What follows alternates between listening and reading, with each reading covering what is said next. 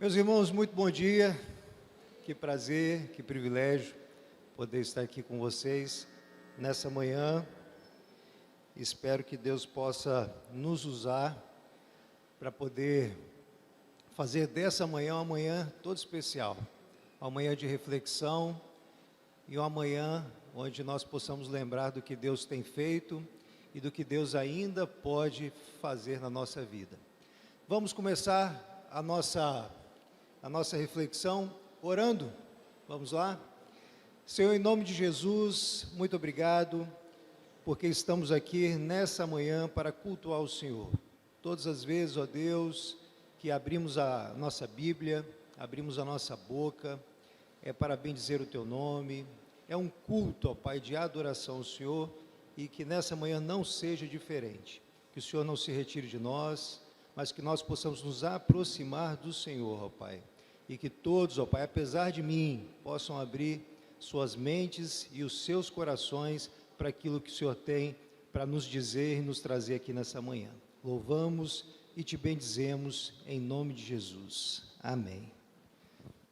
Eu gostaria de pedir aos irmãos que abrissem suas Bíblias no livro de 1 Reis, capítulo 17, a partir do versículo 8. 17, 8.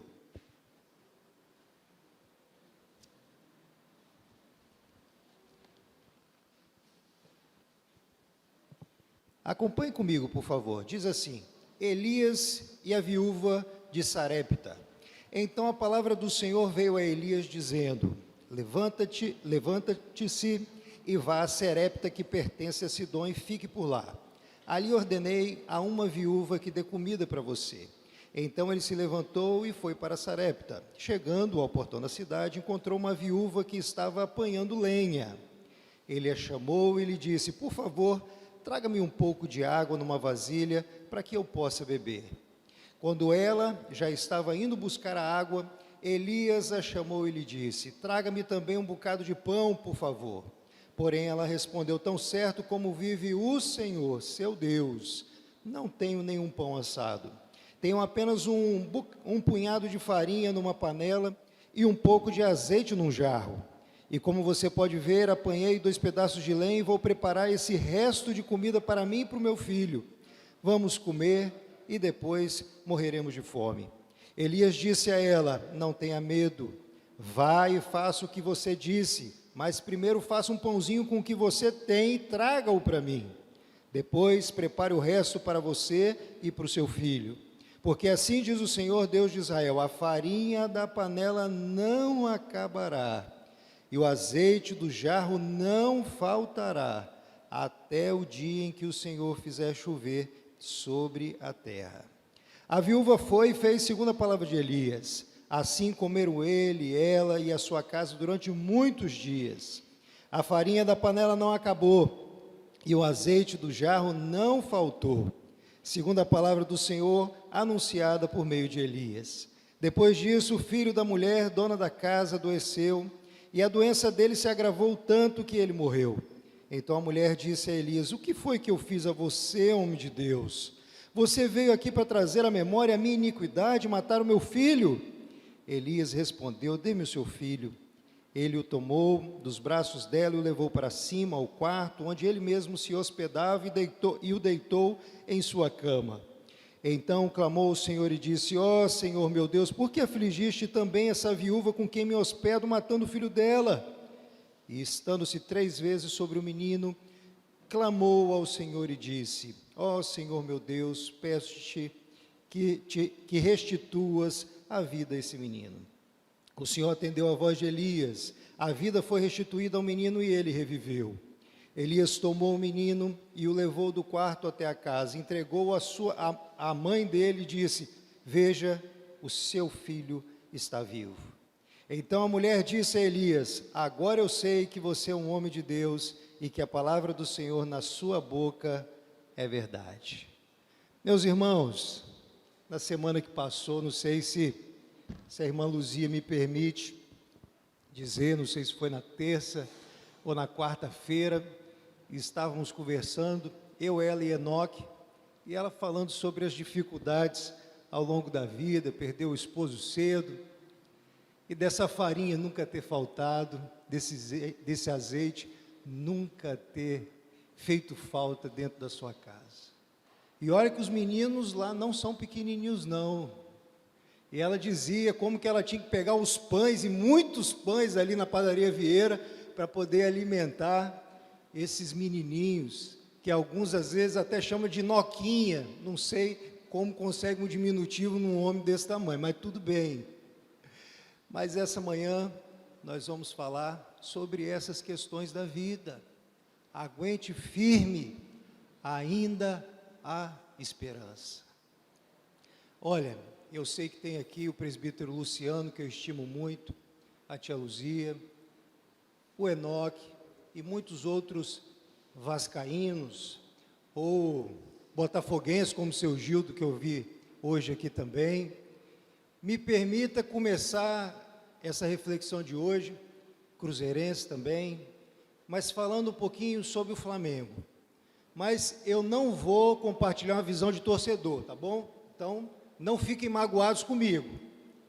Vou tentar me ater apenas a fatos históricos, que aí eu não deixo ninguém aborrecido comigo, e já peço licença também, dizendo que o pastor Hernandes já utilizou o futebol para poder introduzir as suas pregações. Então, por favor, não é uma heresia, e por favor, o conselho vai me perdoando por agora, tá? Inclusive, tem uma mensagem do pastor Hernandes muito maravilhosa, que ele fala sobre um fato do futebol, que foi a Copa do Mundo aqui no Brasil, o Maracanazo, onde o Brasil, ganhando no primeiro tempo, no segundo tempo, perde para o Uruguai. E a reflexão do pastor Hernandes é justamente sobre destinados para a glória, nos dizendo que, às vezes, a gente se esforça muito, se dedica muito, parece que nós vamos ganhar o mundo, e, de repente, a vitória pode vir a aparecer. Mas destinados para a glória é dizer que temos um lugar que nós nunca irá nos frustrar, que é a glória de Deus, e para onde um dia todos nós desejamos e queremos estar. Mas o ano é 2019. Para nós é um ano muito diferente. Veio um técnico diferente para o Flamengo. Um Flamengo que parece que reinventou o futebol. Quem jogava contra o Flamengo já queria contar de trás para frente, quanto que nós não vamos tomar desse time. E, de repente, o Flamengo ganha um jogo, ganha um campeonato, e quando pensa que não, está numa final de Libertadores. Para quem não gosta muito de futebol, não entende, Libertadores é onde se reúnem todos os times da América do Sul, os melhores times, e ali eles tentam ser o melhor da América do Sul. E quem ganhar tem direito a disputar o Mundial de Clubes. E o Flamengo, há mais de 38 anos, em 2019, não conseguia esse feito. O último foi antes de eu nascer, em 1981. E lá estava esse time, que tinha ganhado tudo. E, de repente, houve, no primeiro tempo, aquilo que menos se esperava. O time não se achava, o time não conseguia render aquilo que se fazia semanalmente ou todos os finais de semana quando jogava. E no primeiro tempo, toma um gol. E até os 43 minutos do segundo tempo, era já dado por muitos, às vezes de outros times que torciam contra o Flamengo, já era dado como certo a derrota do Flamengo. E, de repente, o Flamengo faz um gol aos 44 minutos. E aos 48 minutos faz o segundo gol, que veio a ser a vitória histórica, não só para os torcedores do Flamengo, mas para aqueles que gostam de futebol e, por que não dizer, aqueles que vivem do futebol também. E essa situação me fez, na época, gravar um vídeo. E esse vídeo, como faço até hoje, tem sempre o desejo de colocar nas mídias sociais uma reflexão com princípios bíblicos. E eu dizia naquela época, o jogo só termina quando acaba.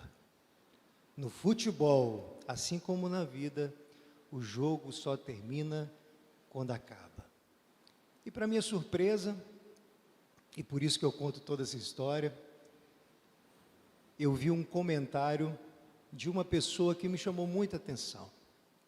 E essa pessoa disse que concordava com aquelas palavras, mas essa pessoa não gosta de futebol, não entende de futebol, não torce para nenhum time de futebol, mas ela estava com uma filha sendo tratada de um câncer. E naquela frase tão sem tantas expectativas de reflexão, me veio toda a história daquela mãe à mente. Uma menina de pouco mais de 12 anos de idade, descobriu um câncer no útero, tirou o seu útero, depois o câncer foi para outras partes do corpo, indo, por fim, ao peritônio, que é essa película que cobre as vísceras, e uma menina desenganada. E essa mãe se apoderou dessa mensagem. O jogo só termina quando acaba. E essa menina está viva para a glória de Deus. E diz o ditado que o futebol imita a vida. E quantas vezes, meus irmãos, quantas vezes nós, ao longo da vida, nos defrontamos com esses dois momentos. Quando tudo parece que está indo mal, e de repente somos surpreendidos com um milagre. Tudo está indo mal.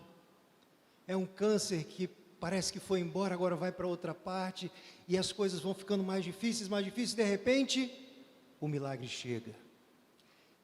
E do outro lado, nós temos aquele momento onde tudo parece que está bem, onde todas as coisas estão casadas, encaixadas, muito bem aprumadas, e de repente, pode ser que dê errado. Mas em algum momento somos surpreendidos com a boa notícia de que aquilo que parecia que não daria certo, passa a dar certo. Dois extremos da vida, o alto e o baixo. Mas a vida, meus irmãos, não é feita só de altos e baixos. O texto nos traz a história de Elias. E Elias nos faz lembrar de outra parte tão importante da nossa história.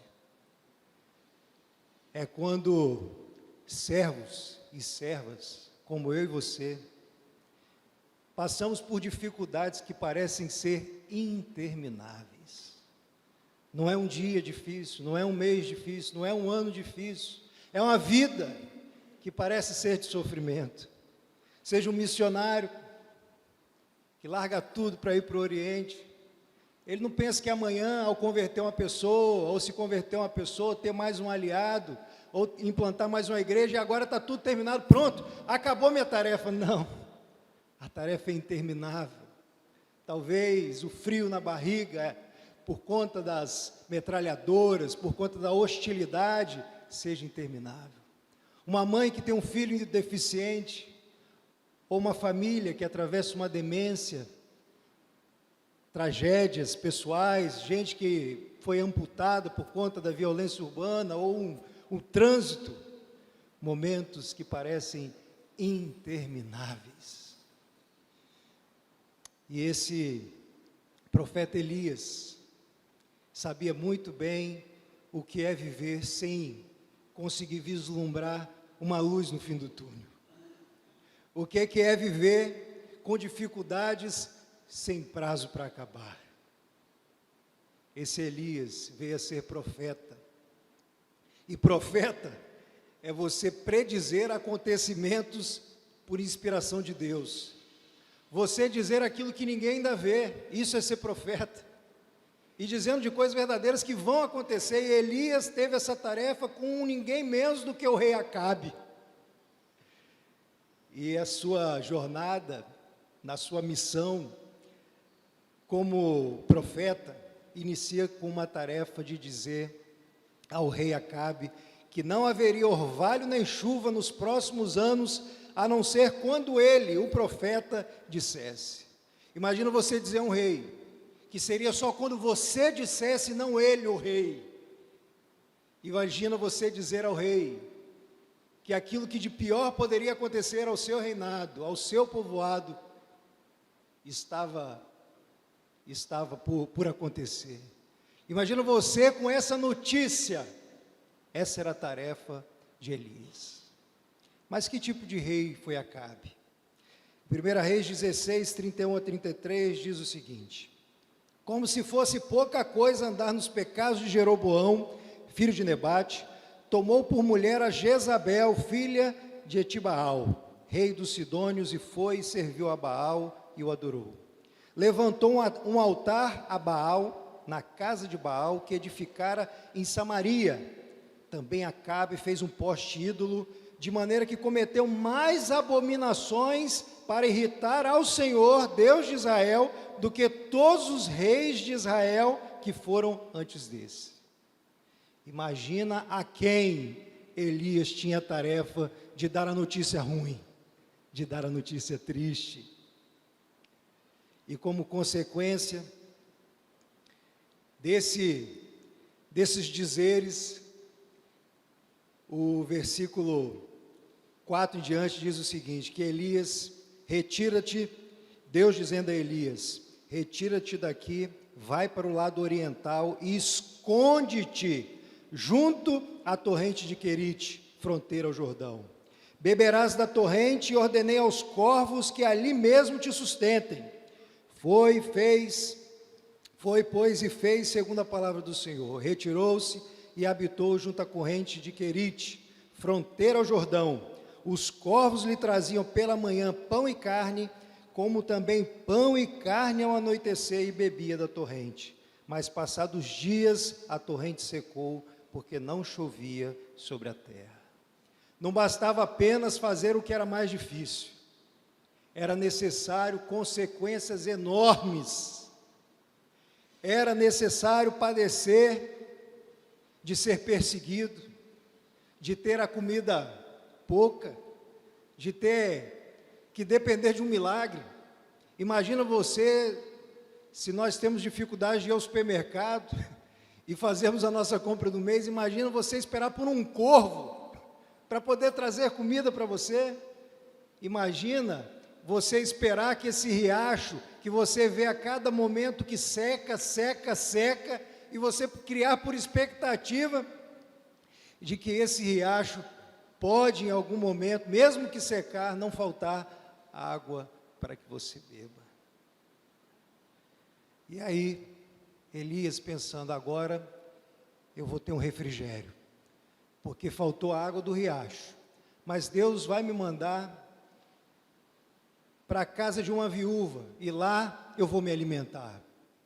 E de repente, parecendo até algo que não fosse vindo do Deus que ele servia, ele chega lá e se depara com mais fome do que ele tinha em outros lugares que estava. Quando parece que está tudo bem, e de repente as coisas ficam ainda mais difíceis. Mas aí Elias escuta essa voz de Deus, faz aquilo que Deus quer que ele faça, mesmo que tenha as notícias que não são as desejadas.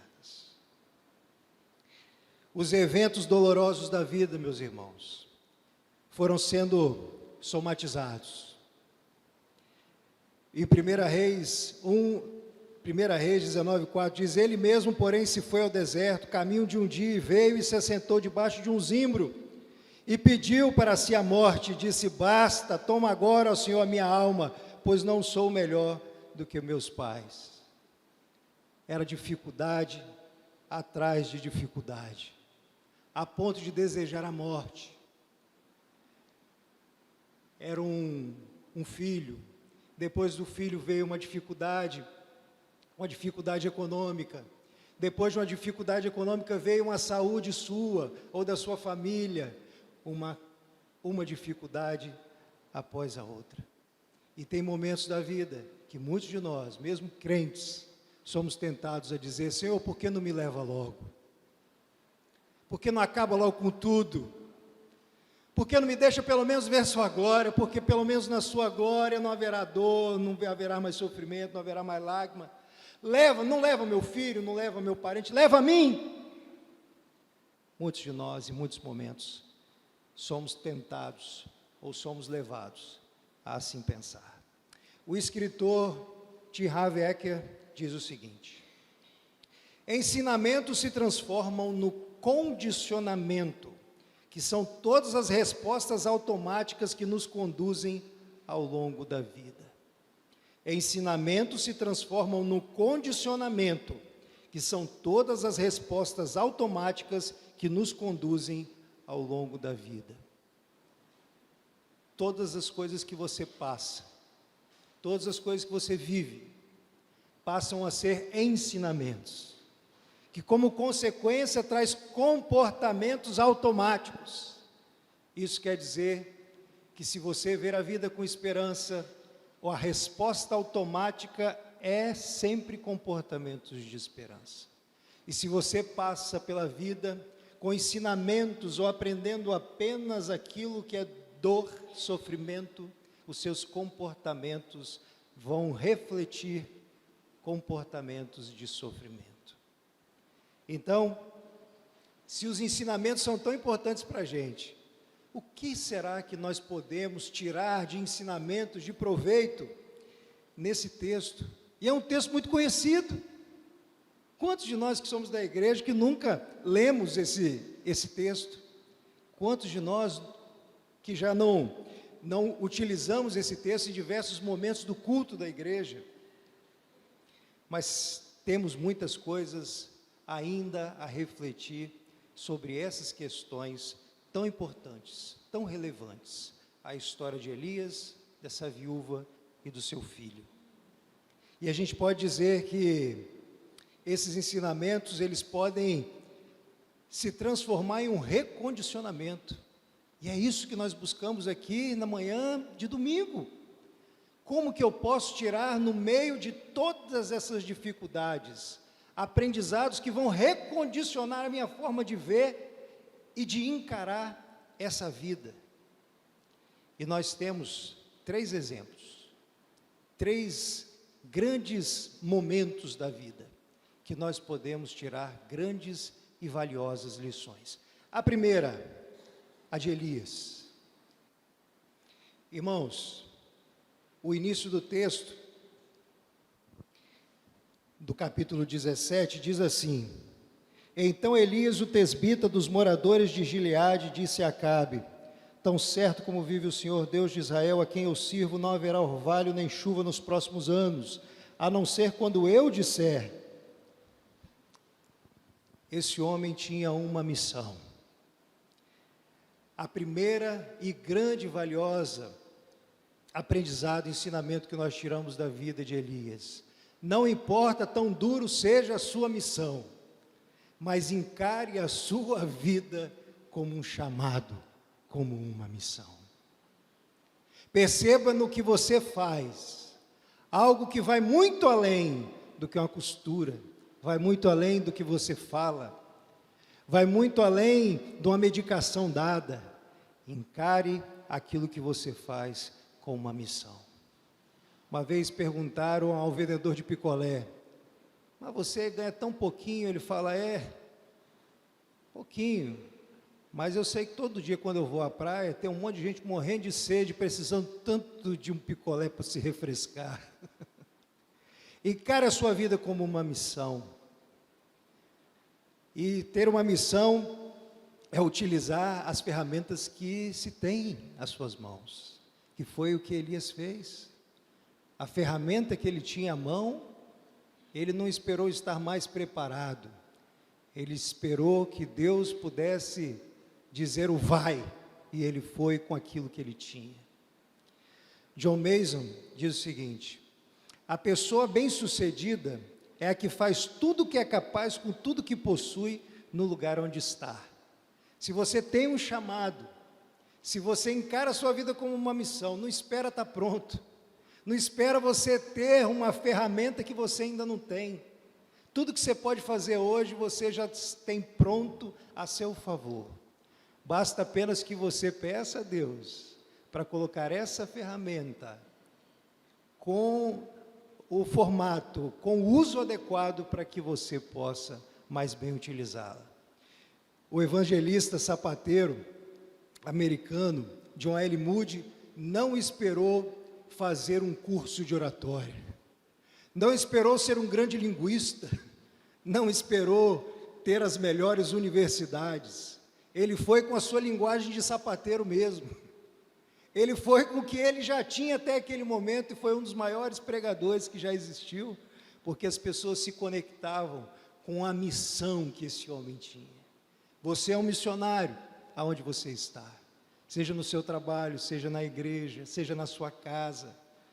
Não espere fazer com os seus filhos aquilo que um dia você acha que, se você for mais capaz, você vai fazer com que eles entendam ou compreendam. Faça com aquilo que você sabe mesmo. Meu filho, você me perdoe, mas eu aprendi assim, e eu aprendi assim, meu filho, e isso me fez ser um homem ou uma mulher. Faça com que você tem, e se em algum momento precisar pedir desculpa, peça desculpas ao seu filho, porque você quer se recondicionar, quer aprender sempre coisas novas, mas nunca deixe de fazer aquilo que se pode com as ferramentas que se tem. Se preciso for, adquira novas ferramentas, ou até mesmo atualize as suas ferramentas ao longo da vida. Muitas vezes eu vejo pessoas presas em casa, com síndromes, justamente porque tem medo de que algo possa dar errado. Meus irmãos, tenha medo de você não aprender com aquilo que der errado, mas se coloque à disposição de fazer o que precisa ser feito, tudo que você tem, com tudo aquilo que, do lugar aonde você está, como bem nos lembrou o escritor. Segundo lugar, o que nós podemos aprender com Elias: não ser impulsionado por pessoas ou circunstâncias. Os cientistas hoje têm dito que o nosso contentamento, a nossa felicidade, apenas 10% depende do fator externo. 90% da nossa alegria precisa vir daquilo que você já tem, daquilo que você faz, daquilo que é um dom, aquilo que é um talento seu, daquilo que você desenvolve. Mas é preciso que a gente lembre que há importância no que você faz, há relevância naquilo que você está incumbido de fazer. E ao perceber isso, o contentamento passa a ser por aquilo que você não sabia e agora sabe, por aquilo que você não fazia e agora faz, por aquilo que você antes não conseguia, às vezes, ter de resultado positivo, e agora você conseguiu. Simplesmente um novo emprego, uma nova língua, um novo estudo, simplesmente você conseguir participar das atividades que antes você não conseguia participar, e agora você se coloca à disposição. Contentamento por aquilo que você já conquistou. Será que você tem percebido isso em você? Será que tem passado ano após ano? Será que você tem conseguido perceber que as coisas que você tem feito, realizado, têm relevância? E essa é uma das grandes lições que Elias tem para nos dizer. O pastor e escritor inglês diz o seguinte: algumas pessoas contam as bênçãos, mas a maioria pensa que as bênçãos não contam. Algumas pessoas contam as bênçãos, mas a maioria pensa que as bênçãos não contam. É necessário que você veja em você tudo aquilo que tem acontecido, não somente de bom, mas de cenários que poderiam ser catastróficos, e de repente algo de melhor te aconteceu, você foi poupado, você foi privado, às vezes, de um acontecimento mais doloroso, mais extremado. Você tem conseguido contar as bênçãos de bom e dos livramentos que Deus tem te dado? Algumas pessoas contam as bênçãos, mas muitas pessoas pensam que as bênçãos não contam. E muitas vezes você fica com dificuldade de ir para frente, porque você não reconhece aquilo que você já fez, aquilo que você já produziu, aquilo que você já conseguiu realizar ao longo da sua vida. E Elias nos mostra que foi ser sustentado por um corvo e por um riacho seco, que ele conseguiu ir para a casa dessa mulher, ter uma notícia que poderia paralisá-lo. Ela disse a ele: o que eu tenho é só para mim e para o meu filho. Eu tenho um bocadinho só, não tem como eu dar para mim e para você, mas por reconhecer o que Deus já tinha feito com ele, ele se apoderou dessas bênçãos que vinham já acontecendo em sua vida, sabendo no Deus que ele cria, no Deus que ele seguia, no Deus que ele servia. Se Deus fez tudo o que já fez, Deus iria continuar a fazer aquilo que era tão necessário. Ou seja, nós vivemos de bênção em bênção. Na bênção recebida, na bênção do livramento, é necessário que você reconheça: Deus, obrigado, porque eu sei que quem conseguiu pagar essa faculdade dos meninos foi o Senhor, porque no dia que nasceu eu falei: meu Deus, como eu vou pagar a escola? Meu Deus, como é que eu vou pagar alimento para esses meninos? Meu Deus, como é que eu vou ter plano de saúde? É reconhecer de bênção em bênção o que Deus já fez, para que você, a semelhança de um fisiculturista, vá ganhando musculatura espiritual e veja e perceba o Deus que você serve. A viúva. A primeira questão que nós podemos aprender, primeiro ensinamento que nós podemos ter com essa viúva, que vai atualizar a nossa forma de agir e reagir nesse mundo. A primeira questão é: lute pela sua vida.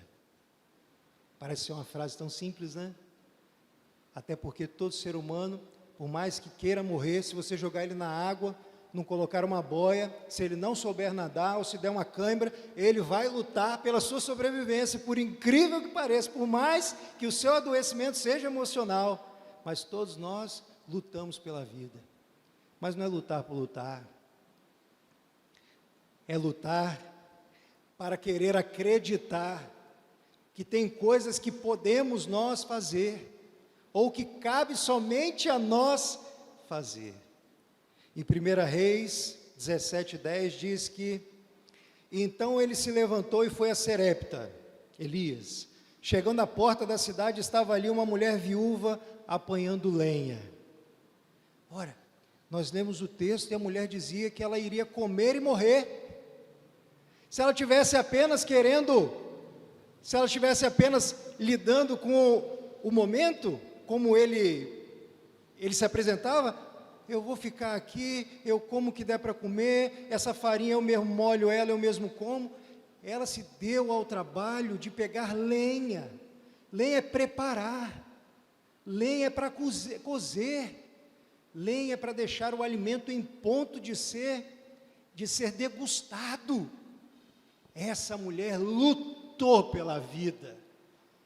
Apesar da sua triste realidade, ela fez aquilo que era possível, aquilo que estava apenas nas mãos dela fazer. Meus irmãos, a lição que essa mulher nos deixa: como você tem lidado com o seu tempo, como que você tem tratado esse bem tão precioso chamado tempo, lambendo as suas feridas, apenas se remoendo, apenas se encrostando, apenas se martirizando, ou você tem cuidado desse tempo com atividades que são importantes à sua sobrevivência e à luta pela sua vida? O famoso pintor surrealista chamado Salvador Dalí tem uma obra que está em Nova York, e essa obra de arte, esse quadro, se chama A Persistência da Memória. Ele fez o quadro em 5 horas, é um pintor surrealista, e ele fez um mar de fundo, junto com um deserto, e no meio de cactos e pedras, relógios se dissolvendo. Relógios diferentes, com marcações diferentes, se dissolvendo, nos mostrando que o tempo tem perdido o seu valor, que as pessoas que querem lutar pela sua vida se esquecem desse importante instrumento que é o tempo, que é do relógio. 24 horas é o que eu e você temos, não mais do que isso. E o que fazemos com essas 24 horas, com esse tempo que temos de vida, faz toda a diferença. Tem um escritor brasileiro muito conhecido, não sei se vocês já tiveram oportunidade de ler, chamado Christian Barbosa. Ele tem um best-seller que se chama A Tríade do Tempo. E esse livro, ele tem por desejo ajudar a cada um de nós a organizar a vida cotidiana e aumentar a nossa produtividade e o nosso equilíbrio pessoal. Como cuidar desse tempo? Sempre foi um desafio de todas as eras. Seja quando o relógio passou a existir, ou quando havia ainda uma ampulheta ou um sol que podia ser percebido às vezes na terra. Não sei quantos de vocês já foi na areia e botou um palitinho de picolé para poder ver na reta do sol que horas poderia ser. Não sei se vocês já fizeram isso, mas por várias eras não foi possível ter o tempo como nós temos do relógio hoje, de fácil acesso, mas o tempo sempre foi uma dificuldade, um desafio de como poder aproveitar da melhor forma possível o tempo da noite do descanso, o tempo do dia do trabalho, o tempo. E ele divide esse tempo em 3 estágios diferentes. Ele diz que existe o tempo urgente, o tempo que é importante e o tempo circunstancial. Muitos de nós deixamos as coisas para a última hora, porque tendemos a achar que a forma certa de agir é com urgente. Tem gente que diz, eu só funciono na pressa, eu só funciono deixando tudo para cima da hora. E é claro, porque libera dopamina, noradrenalina, então a gente fica com um alerta máximo e a gente consegue se concentrar mais do que nós nos concentraríamos em outros momentos. Mas não é orgânico. Orgânico é fazer com que o nosso tempo seja tratado como importante. E o que é importante? Importante é você tratar todas as coisas que são necessárias à vida humana com o devido espaço reservado para tal. O seu café da manhã com a sua família é importante? Separe esse tempo para você conversar com seus filhos, com a sua esposa, com a sua família.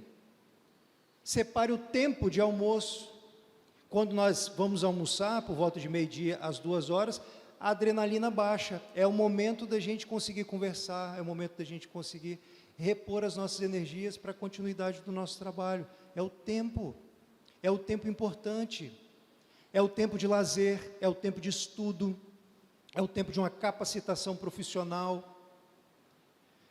Existe uma técnica chamada Pomodoro, que diz que tudo que você quer aprender, se você separar 20 minutos todos os dias, em 6 meses você é capaz de ser muito melhor do que você é hoje.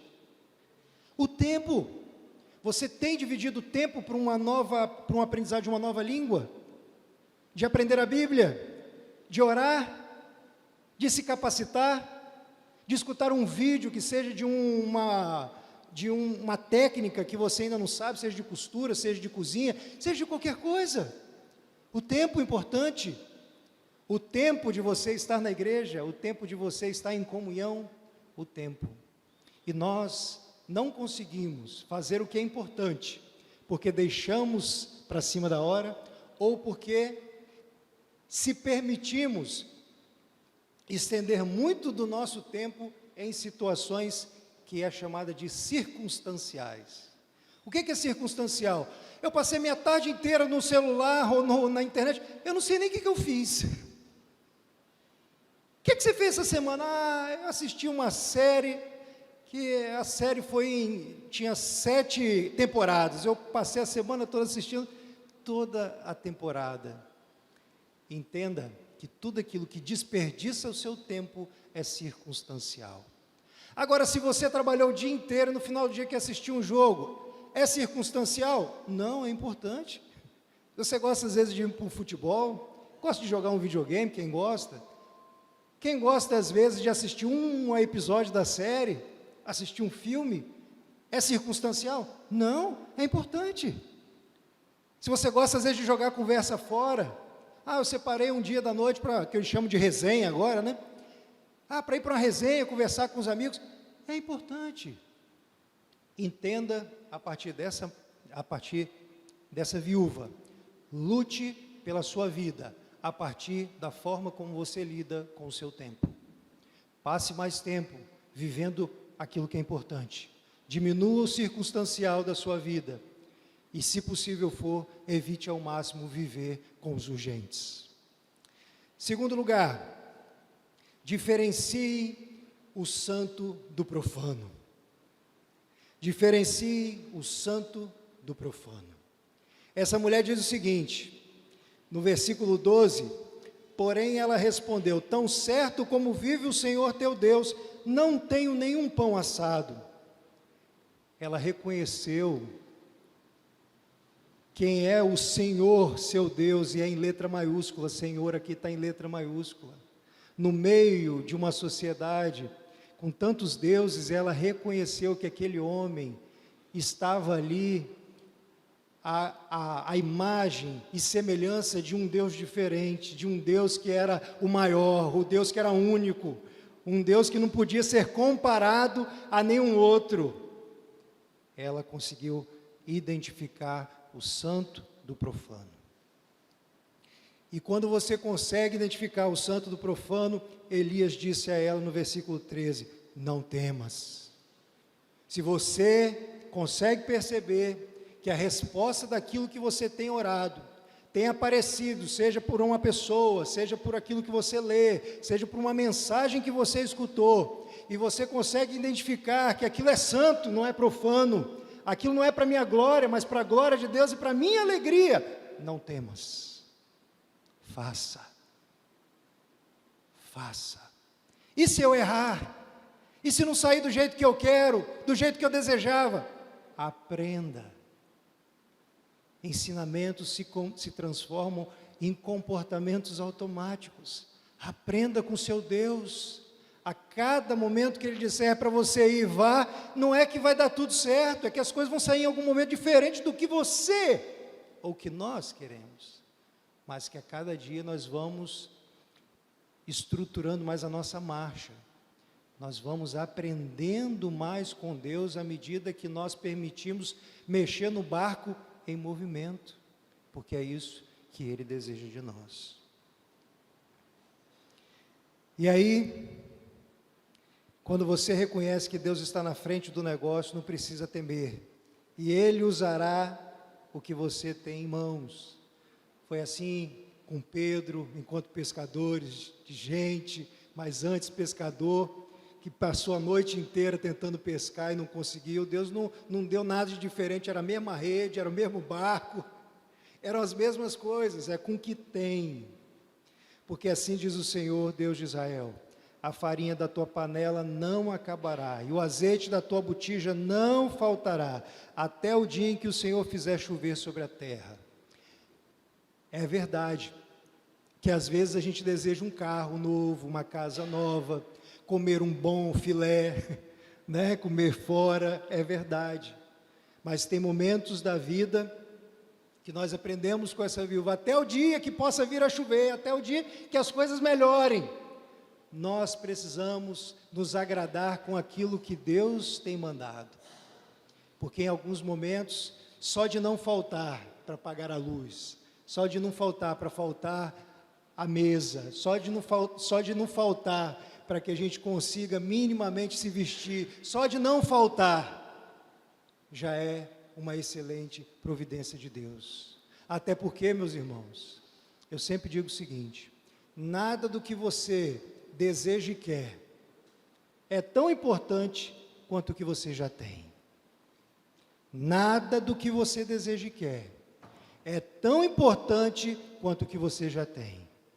Às vezes você tem o desemprego, só a sua esposa está trabalhando, mas todos os dias você tem a oportunidade de receber um beijo, de você ter uma conversa, de você ter um aconchego que você não teria se os dois estivessem trabalhando o dia inteiro. Até porque se você trabalha ganhando muito, mas fora de casa, você está muito tempo longe do seu filho e seu filho longe de você. Até porque o lazer que você gosta só é possível com o trabalho que você tem. Até porque a alimentação que você ainda não tem, mas a que você tem é suficiente para poder ter mais coisas do que você já teve na sua casa quando você era pequeno. A gente às vezes deseja ter algo que a gente ainda não tem, mas o que você tem hoje já é melhor do que o que você teve quando você era pequeno. E quantas vezes nós esquecemos disso? Tudo aquilo que você ainda não tem quer. É tão importante quanto você valorizar aquilo que você já tem. Diferencie o santo do profano. O que você tem é santo. É pouco, mas é santificado. É dado por quem não vai permitir que nada te falte até o dia em que o Senhor fazer chover ou fizer chover sobre a terra. E por último, o filho da viúva. A primeira lição que nós aprendemos com o filho da viúva: Deus não está te perseguindo. Muitas vezes parece que o raio só cai aqui em casa. Parece que as coisas acontecem com todas não acontece com ninguém, só acontece comigo. Tinha um desenho do Nuvem Negra, que uma raposinha, não lembro, um bichinho, que ele passava nuvens e ia junto com ele, ficava, ó vida, ó céus, as coisas só acontecem com ele. Entenda que Deus não está te perseguindo. O versículo 18 diz assim: então disse a ela Elias: que fiz eu, ó homem de Deus? Vieste a mim para trazeres à memória a minha iniquidade, matares o meu filho? Ou seja, antes era dificuldade para comer, agora que eu tenho que comer, eu não tenho mais o meu filho, o Senhor está me perseguindo. Meus irmãos, é necessário que você, como crente, como eu sou, que a gente entenda que esse mundo não é o céu. Eu sei que ter família, eu sei que ter uma relação prazerosa com o cônjuge, tudo isso nos faz em alguns momentos parecer que nós estamos num prenúncio do céu, ou desfrutando de algo que parece ser um pedaço do céu, mas aqui não é o céu. Aqui tem violência, aqui tem câncer, aqui tem desemprego, aqui tem falta de insumos básicos, aqui tem falta às vezes de uma moradia popular, aqui nesse mundo tem desordem, aqui nesse mundo tem ganância. Esse mundo não é o céu, meus irmãos. Em nenhum momento se permita acreditar que há uma perseguição à sua pessoa, à sua casa. Nós tendemos a achar, nós seres humanos, nós somos causais. Ou seja, nós procuramos causa para tudo. Se teve uma bala perdida aqui na frente, eu falo, também se a porta não tivesse aberta. Se alguém atropelado aqui na frente, possivelmente esse menino não olhou para o lado. Nós tentamos encontrar resposta para tudo, para coisas que às vezes não tem resposta, simplesmente porque são as coisas que estão disponíveis para esse mundo, assim como a morte desse menino. Até porque quem é curado de um câncer não quer dizer que não possa vir a ter câncer em outro lugar, que não possa ter outro adoecimento. Nós somos causais, mas é importante que nós saibamos que se não é uma perseguição, não há nada com relação a gente, mas também que esse mundo não é o céu e que tem certas coisas que acontecem porque faz parte dos acontecimentos desse mundo. Tem uma frase, tem um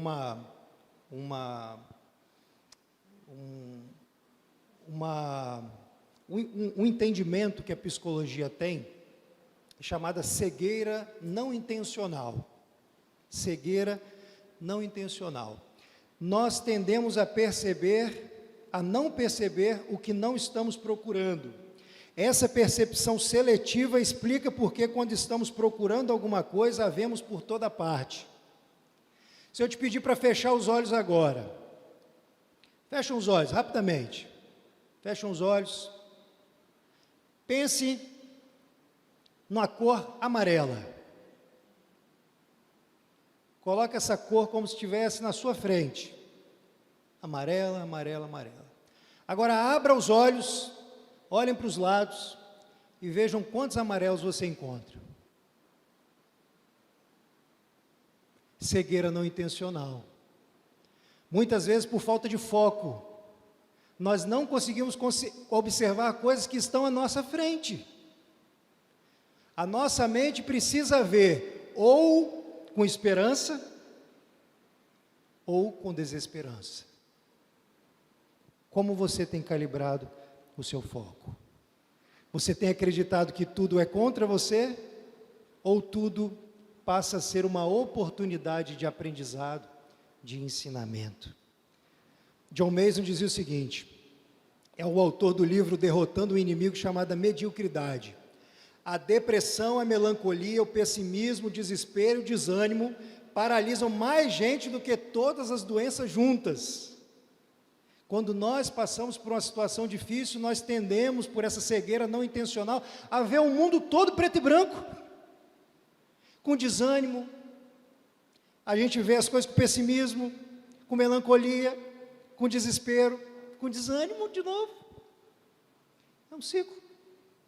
E enquanto a nossa vida estiver sendo assim percebida, nós vamos adoecer, mais do que um adoecimento de um câncer, pode ser até que se transforme em um, porque a imunidade baixa, e todos nós temos células cancerígenas no corpo, mas o desânimo passa a ser um modus operandi.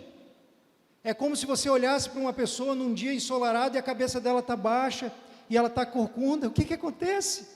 É o desânimo. É a cegueira não intencional, onde ela só consegue ver aquilo que não a favorece. Ela só consegue ver objetos que levem ao pessimismo, que a alimente de tudo aquilo que é desesperança, ao invés de conseguir perceber esperança. Ajuste o seu foco para ver a mesma situação, mas enxergar efetivamente de forma diferente a partir do que você espera ver. Fé é certeza do que não se vê. Se a situação é difícil, como você espera ver essa situação? Como você espera pelo desfecho dessa situação? Como você espera ou se vê aprendendo tudo aquilo que essa situação pode trazer para você? É uma forma de você romper essa cegueira não intencional. Segundo lugar, meus irmãos, caminhando para o final, peça a Deus que renove o seu coração. Peça a Deus que renove o seu coração. No versículo 21 diz assim: estendendo-se 3 vezes sobre o menino, chamou ao Senhor e disse: ó Senhor meu Deus, peço-te que restitua a vida a esse menino.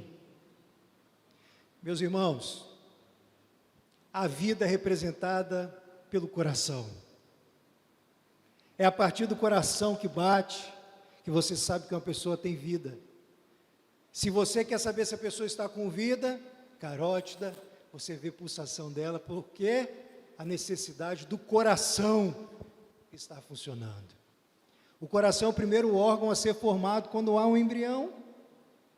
Primeira coisa que uma mamãezinha e um papaizinho vão escutar na ultrassom é o barulhinho de um coração.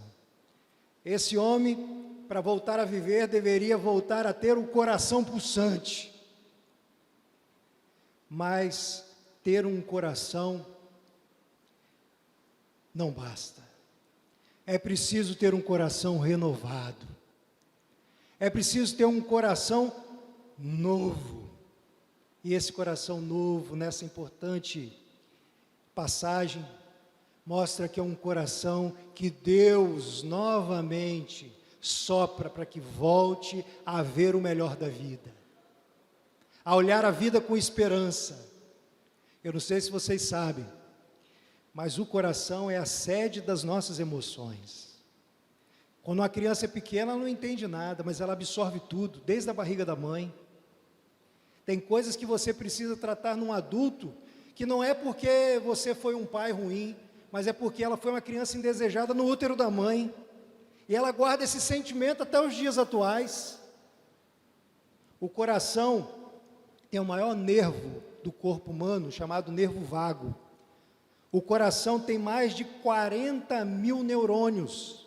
Todo sentimento que ele tem armazenado, ele dispara para o cérebro para tomar uma atitude em fração de segundos. Como tem sido o seu coração?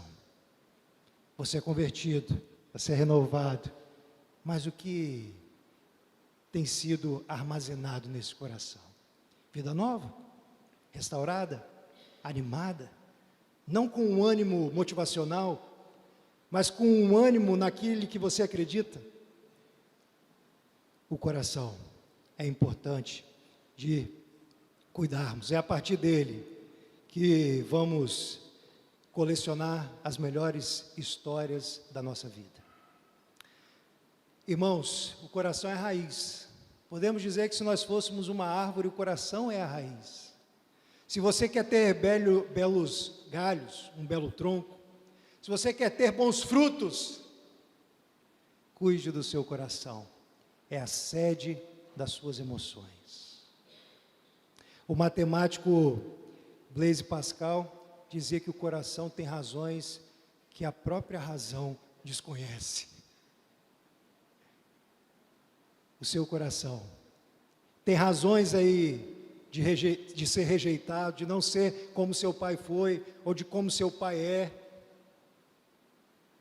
Quais são essas razões que precisam ser levantadas, precisam ser conversadas, precisam ser melhor avaliadas, ou precisam ser refletidas com mais profundidade?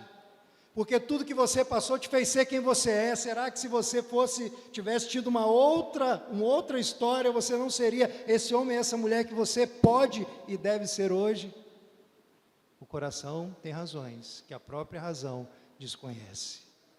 Examine o seu coração, para que você atualize as suas razões, e que ao invés de amargo, você possa encontrar o que de doce tem essa vida, a partir da figura de Jesus. Eis que tudo se fez novo. Eis que tudo se fez novo. Aquilo que passou, Deus te deu um novo caminho, uma nova oportunidade. Nascemos, renascemos todos os dias. Matamos a carne. Precisamos pedir perdão pelos nossos pecados diariamente, sem remorso algum. E subisse e emergir novamente a partir de Jesus, nos lembrando que a cada dia podemos ser um pouco melhor, utilizando o passado para que a gente possa estar sempre endireitando aquilo que nós ainda não conhecíamos, ainda não sabíamos que tínhamos de desajeitado dentro da gente, e à medida que a gente vai permitindo que tudo que não está bom se revele, a gente pede perdão, a gente aprende com aquilo, faz melhor num outro momento. Se aquilo que a gente recebeu não foi bom, eu ajusto e faço melhor para o meu filho, faço melhor para a minha casa, faço melhor para o meu trabalho, eu me torno uma pessoa melhor a cada dia, não porque eu me represento, mas eu represento o reino, porque eu sou um missionário. E todos nós somos missionários, porque nós não trabalhamos por trabalhar.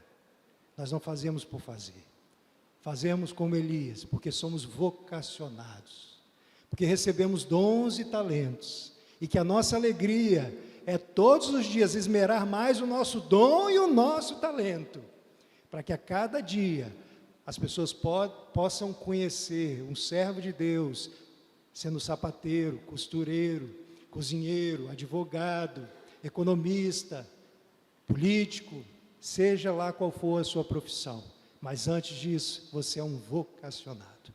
Sendo assim, aguente firme e mantenha a esperança em Jesus. Em João 14, 26 diz: o Espírito Santo de Jesus é apresentado como Consolador.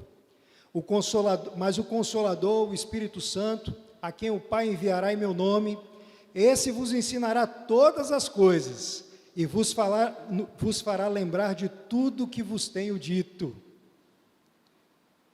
Você tem um Consolador, o Espírito Santo habita em você.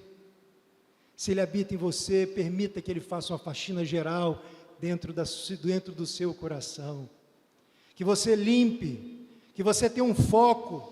O foco é uma limpeza contínua, A cada dia você conhece uma parte sua que você não conhecia, um potencial de fazer coisas que você não se identifica e não gosta, que você não conhecia, seja no trânsito, seja em casa, seja com uma pessoa diferente de você. A cada dia você conhece uma parte sua que você não conhecia.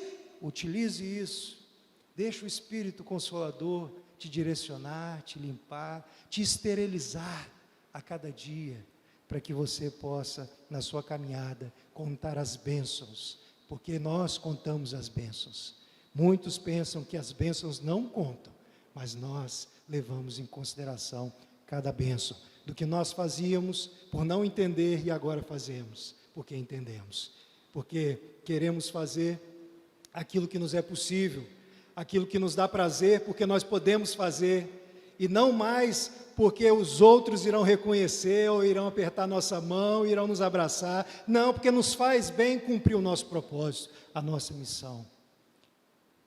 Peço em oração que você consiga extrair aprendizados e oportunidades de crescimento em toda a adversidade que você possa estar enfrentando. Eu te convido, meu irmão, a olhar qual é a oportunidade de aprendizado que está escondida por trás dessa dificuldade que você está passando. Seja valorizar coisas que antes você não valorizava, seja dando mais tempo ao importante, seja construindo muito mais uma rede de apoio de pessoas que te querem bem, querem te ajudar a ombrear com você essa caminhada, essa jornada da vida. A reconhecer no meio de uma inimizade quem são os verdadeiros amigos. Às vezes uma pessoa que foi falsa com você, é necessário que você veja o quanto que a sua família é importante, porque nunca te abandona. Essa nunca vai te abandonar. E valorizar e dar mais tempo, qualidade de tempo a todos eles. Aguente firme, ainda há esperança. Eclesiastes 9:4 diz que enquanto há vida, há esperança. Que você não terceirize nada daquilo que pode ser feito somente por você. Que você não se agrade daquilo que você tem conseguido produzir, porque outros não conseguem perceber.